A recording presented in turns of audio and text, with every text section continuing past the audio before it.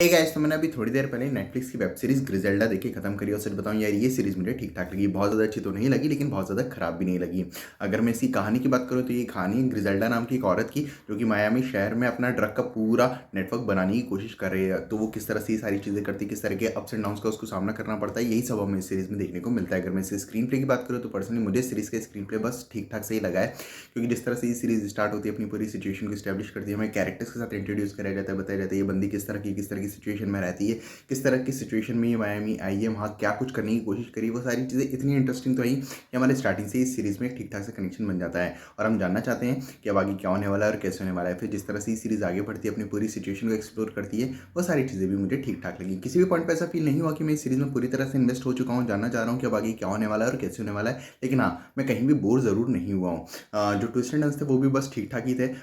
हमारे सीरीज़ में इंटरेस्ट बना के रखते हैं और हमें बोर नहीं होने देते। लेकिन हाँ, जिस तरह का impact in twist and turns को हम पे क्रिएट करना चाहिए था, वो ये नहीं कर पाते हैं। यहाँ तो बात है कैरेक्टर डेवलपमेंट और कैरेक्टर्स के बीच का डायनामिक्स की। कैरेक्टर डेवलपमेंट काफ़ी अच्छा है और ये कैरेक्टर्स ही हैं इस सीरीज़ के, जिसके कारण हम ये सीरीज़ पूरी देख पाते हैं, क्योंकि हम लगभग सभी कैरेक्टर्स के साथ हमारा एक ठीक ठाक से कनेक्शन बन जाता है। और जो कैरेक्टर्स के पीछे डायनामिक्स थे वो भी मुझे पसंद आए, और सच में ये दोनों चीज़ें इस सीरीज़ की मेजर हाईलाइट हैं। ड्रॉबैक्स की बात करूँ तो डेफिनेटली इस सीरीज़ की जो लेंथ है वो काफ़ी ज़्यादा लंबी है। मेरे हिसाब से ये सीरीज़ उतनी लंबी नहीं होनी चाहिए थी जितनी है।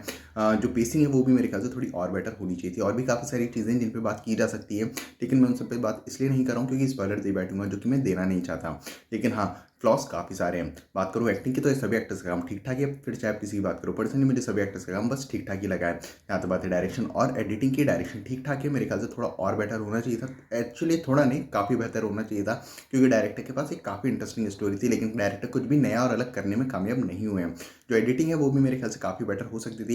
एक तो पेसिंग की जो इशू है, एक जो लेंथ का इशू है, ये सारी चीज़ें एडिटर काफ़ी आराम से दुरुस्त कर सकते थे, लेकिन वो नहीं कर पाए। इसी कारण से मेरा ऐसा मानना है कि एडिटिंग भी काफ़ी बेटर होनी चाहिए थी। जहाँ तक बात है प्रोडक्शन क्वालिटी की, तो ओवरऑल काफ़ी ज़्यादा अच्छी है।